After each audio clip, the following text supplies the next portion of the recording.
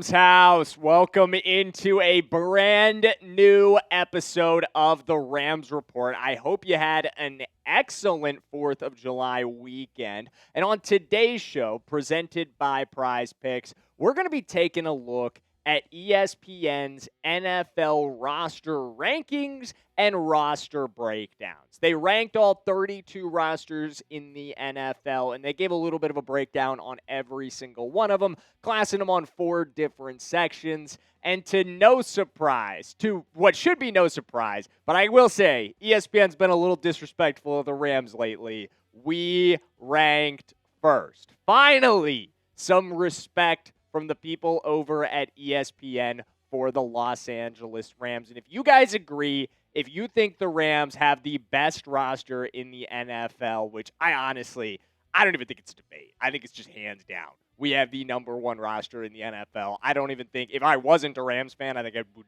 probably think the same way. It's hard to imagine what I would think if I wasn't a Rams fan, but I believe I would be unbiased and I would still say the Rams have the best roster in the NFL because, my goodness, this thing is incredibly talented. So many unbelievable players. I think we had 5 guys in CBS's top 100. You could have argued for as many as 8 or 9.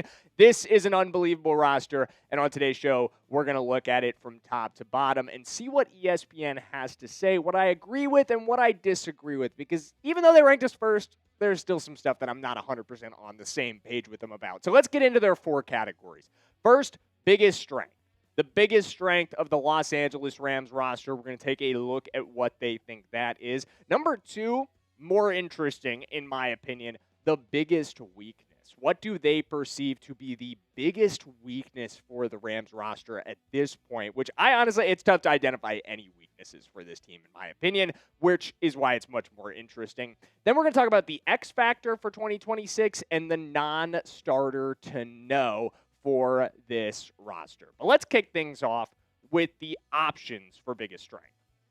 Because like I said, if I was doing this is a tough decision to make. This is honestly a very tough call. You could go with edge. Myles Garrett's the best edge defender in the NFL. Easily, you could say we have the best edge room in the league. We've got 2 guys who are double-digit sack threats easily in Byron Young and Myles Garrett. Plus, obviously, Kobe Turner coming up the middle. Not unrealistic that he could be a double-digit sack guy if you just want to encompass that in pass rush in general. Corner. Number 2, I think you could argue we have one of the best corner tandems in the NFL. Maybe it isn't number 1, but Trent McDuffie and Jalen Watson are both top 5 guys, arguably top 10 guys, with Jalen Watson probably not a top 5 guy. That was a little bit of a slip of the tongue. I think Trent McDuffie's a top 5 guy, and then you have Jalen Watson as an arguably top 10, top 15 guy as well. Receiver, I think that's almost easily a top 3 room in the NFL. Puka Nacua and Davante Adams, that is, in my opinion, the best 1-2 in the league. You can make arguments for Jamar Chase and T. Higgins. You can make arguments for the Minnesota Vikings room as the number 1 in the league with Justin Jefferson, Jordan Addison, and now Jawan Jennings as well. But I think we're up there with anybody. Running back. We're one of, I think, very few teams in the NFL with 2 guys who are 1,000-yard rushing threats. Both Kyron Williams and Blake Corum realistically could be 1,000-yard rushers this season. And then lastly, quarterback. Obviously, you got to include this one. Reigning MVP at QB, and that is exactly what ESPN goes with. And hey, no argument from me. I wouldn't have argued with any of those positions at the end of the day. I do think it makes the most sense to probably go with Matthew Stafford, number 9 RQB, as the best player on this roster. And we're going to break down exactly why ESPN thinks he's the best player on this team in just 1 minute here. But before we do that, I got to let you guys know about our good friends over at Prize Picks. Guys, if you are new around here or you have never heard of Prize Picks, there is no better way to add more excitement to watching sports, daily fantasy sports especially. It is super easy to play Prize Picks, guys. All you have to do is pick from 2 to 6 players. You're selecting more or less on their stat projections, whether you're picking from points, assists, rebounds, hits, home runs, strikeouts, goals, shots on target, saves. They've got everything from all your favorite sports. Plus, they also have awesome social features that allow you to easily tail or fade your friends or your favorite creators, including me, guys. I'm Jackson Durham on the Prize Picks app with no spaces. So you guys can just look up my username, just my first and last, and you guys can drop a quick follow, and you'll be able to see all of my latest lineups, including this one that I've got going with Prize Picks' season-long projections on professional football. Went with the less on Fernando Mendoza, the less on Jeremiah Love, and the more on Jordan Tyson. A little 20 to win, 120, John. So you guys can tell you can fade whatever you want to do. Just do it with Prize Picks. And if you're brand new to Prize Picks, make sure you use our promo code. Download the Prize Picks app today and use code HMA when you play your first $5 lineup to receive $50 in lineups. That's code HMA when you play your first $5 lineup to get an extra $50 in lineups with Prize Picks. The clickable link to download the apps in the comments and the description below. As always, thank you to Prize Picks for sponsoring today's video. Let's get back to talking about why ESPN believes quarterback is the number one room. Let's hear from Mike Clay here. He said it's tough to pick one, as edge rusher, corner, wide receiver, and both lines are strong points on the league's clear-cut best roster. Of course, the Rams' Super Bowl chances hinge most on the health and continued strong play of reigning NFL MVP Matthew Stafford. He dominated in 2025, pacing the NFL in both passing yards and passing touchdowns while finishing 4th in QBR. With the league's best roster around him, Stafford is set up for another elite season. First-round rookie Ty Simpson is his new backup. Maybe, I would say to that, Mike Clay. As of right now, that's still a little more questionable than maybe Mike Clay would like to make it seem. I don't blame him for not being 100% up to date on the internal happenings of the Rams' backup quarterback battle. But for those of us around here, we know it's a little more complicated than just being Ty Simpson's job at this point. We've talked about that in depth. If you're new on the channel, it has been a little bit of a battle internally between these two guys, with things seeming to favor Stetson at this point. But here's what I don't disagree with. You do have one of the best quarterback rooms in the NFL here. Easily. Obviously, your starter is elite. Obviously, your starter is the best quarterback in the NFL, coming off of an MVP season.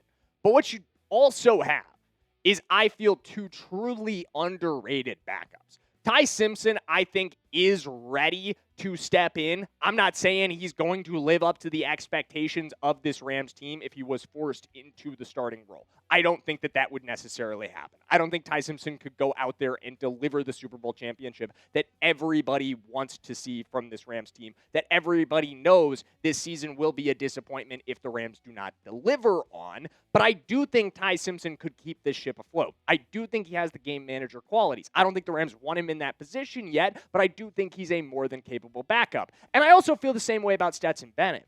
I do feel that Stetson Bennett, if forced into a situation, could be a more than capable backup for this Rams team. Much better than the things we've seen in the past from our backup quarterbacks like John Wolford, Bryce Perkins, some disaster runs from guys who've been forced to fill the shoes of Matthew Stafford. I don't think that would happen this season. I know the Rams have not gone in the veteran direction, and I feel like it is because they're confident in the reason that they don't need to do that. They don't need to bring back a Jimmy Garoppolo, even if he was interested in coming back. They don't need to go out and get a Carson Wentz, because they have Stetson Bennett and Ty Simpson, and they feel good about those guys being their backups. So again, quarterback established as the biggest strength on this roster according to ESPN. Let's jump into next here something more interesting, in my opinion. The Rams' biggest weakness, according to ESPN. They're revealing our biggest weakness, and according to them, this surprised me a lot, I'm not going to lie, tight end. They chose the tight end room for our biggest weakness, and here's what Mike Clay had to say in explaining it. None might be the best answer, but I'll pick a position that has a lot of depth, but no clear number one option. Tyler Higbee is 33 years old and no longer an every down player. That has allowed more work for veterans Colby Parkinson and Davis Allen. There is some upside here in the form of recent second-round pick Terrence Ferguson and Max Clare. A year two breakout from Ferguson could quickly make this another strength area. I 100% agree with the back end of that. I just don't really agree that this is the worst room on the roster. I do agree, again, Terrence Ferguson could set this up for another strength area. I don't want that to be the perception of what I'm disagreeing with. I do like the take around Terrence Ferguson, but I honestly feel like calling this tight end room, just because it doesn't necessarily have a clear-cut number one option, in the words of Mike Clay, the weakest room on the roster, kind of fundamentally misunderstands how the Rams use tight ends, and also is a big underappreciation for what Colby Parkinson has been to this team. I would say Colby Parkinson, again, maybe not the clear-cut number one, but man, was that guy really good last season, especially when it came around to the playoffs. When the intensity turned up in the postseason, he really showed up. 8 receptions, 152 yards. He had a game-winning touchdown against Carolina. You do not get past the Panthers without him making that catch. Obviously, a beautiful throw from Matthew Stafford, but he came down with that play. And again, you got to remember what the future of this room is. And he does kind of allude to it at the end there, but I am a really strong believer in the future of this room. I'm a really strong believer in the guy in the middle right there, Terrence Ferguson, someone we've talked about a lot on this channel as being very important to the success this season. More important than I think a lot of Rams fans realize. I think he's going to have a much bigger role than a lot of Rams fans realize. At the end of the day, this guy was drafted as early as he was for a reason. And year one maybe was not what a lot of Rams fans wanted it to be from a raw production standpoint. I understand that being disappointing. But internally, the feeling around this kid is that he is unbelievably talented, and that he can make a major, major impact on this offense in a lot of ways. McVay's really excited about him. Look for him to be given a huge opportunity to impact things and turn the narrative around this tight end room as being one of the weakest on this team. The Rams' biggest weakness, I would say, it's the linebacker depth chart. At the end of the day, I think this is the room where you have the most questions about the starters, but also the depth. At the end of the day, Nate Landman was questionable at times last season. Omar Spates didn't have great moments. Sean Dolak is hopefully going to step up and be a bigger contributor for this team. I hope so, but we haven't seen it yet. At the end of the day, there's not a lot in this room where you go, oh yeah, that's the guy we're super, super excited about. Hopefully Landman gets back to what we saw early on in the season, but the end of the year was not super encouraging. I would say linebacker right now is the weakest room on this depth chart, and I honestly feel like it's kind of the obvious choice. I'm surprised ESPN missed it. But I do think they're on point with the X factor, though. Let's get into that one here. As Seth Walder goes, the health of Stafford and wide receiver Davante Adams for this one. He says less than 12 months ago, Stafford couldn't get on the practice field due to a back issue and was a major question mark entering the season. He ended up playing the whole way and winning MVP, but there's no guarantee that he can repeat that in 2026 at age 38. Adams has played at least 14 games in each of the past 6 seasons, but I bring him up because he's 33, and the depth behind him and Puka Nacua is severely lacking.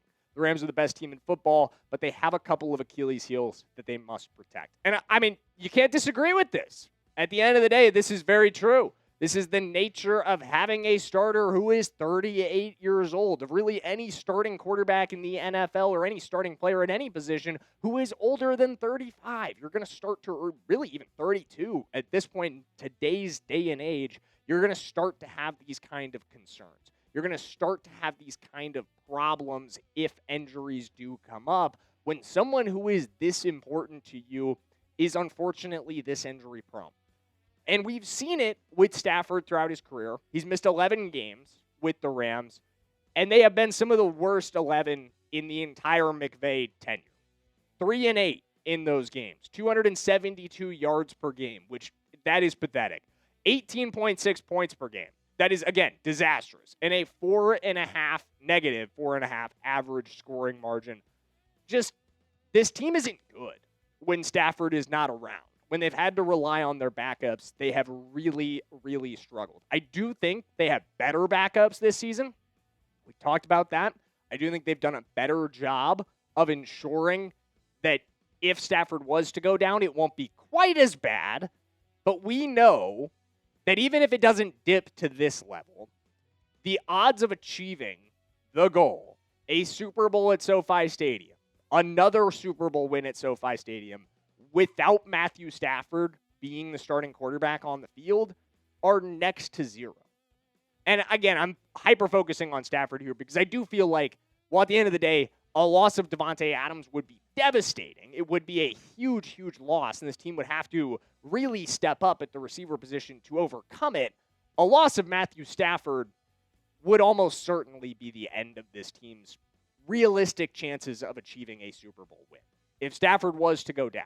So I do 100% agree that is the biggest X factor for this season. I almost would isolate it just to Matthew Stafford's health. I do think a loss of Davante Adams, while again, enormously detrimental, I do think that could be overcome. I do not think a loss of Stafford could be overcome. I think that is the biggest X factor for this team. But next, on a little bit less of a grim note, a little bit less of a depressing note. We don't have to think about Matthew Stafford getting injured anymore. Let's talk about something more optimistic. Aaron Schatz on a Rams non-starter to know. He goes with an excellent choice. Ball knower you are, Aaron Schatz. Edge rusher, good goodness. Josaiah Stewart. Myles Garrett must come off the field occasionally, right? A 2025 third-round pick, Stewart has 3 sacks and an impressive 17.6% pass rush win rate as a rookie. He has a high motor, but can also drop into coverage when necessary. My goodness, my ability to speak is starting to go out the window here. So we're going to keep this brief. But I love Josaiah Stewart. You guys know this if you are long-term viewers of the channel. Stewart is somebody that we've talked about a lot in the wake of the Verse trade and in the wake of the addition of Myles Garrett, which obviously comes together. But you got to think about this as what the succession plan might be intended to be for the Rams. Byron Young is on the final year of his contract. I think he's set up for an enormous year working across from Myles Garrett. I think he's going to put up monster numbers, potentially the best numbers of his entire career. And I do think he's going to get an enormous bag, like most really productive edge rushers do. I just think the only question about any of that is whether or not that bag comes from the Rams, whether or not the Rams are able to work him into their plans. Maybe, it's possible. But at the end of the day, I think if Josaiah Stewart can show you more of what he showed last year in rotational usage, a higher rate of rotational usage than we saw last season, it might give you the confidence to say, hey, you know what? Byron, you've been an unbelievable Ram. Byron, we love you, buddy, but we got to let you walk. We got to save that $30 million, and we got to give the keys across from Myles Garrett to Josaiah Stewart. Because while the production last year was great for this dude, I do think he's going to take a step forward and be even better on his own. And with the added presence of Myles Garrett across from him, you have to know that that's going to have a massive influence on his ability to get after the passer. The lack of attention that can be directed towards him, because there's so much attention directed towards Myles Garrett, is the same thing that's going to happen for Byron Young. I think both of these guys are going to get theirs. And at the end of the day, it might be the difference where the Rams go, you know what?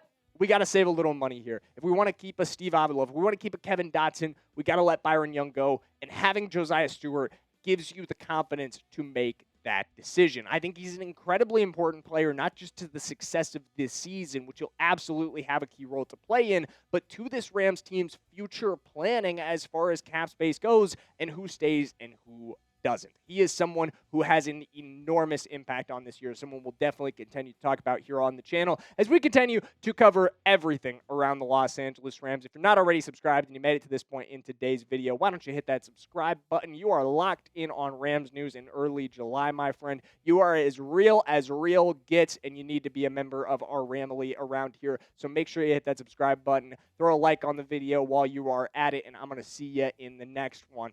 Bye-bye.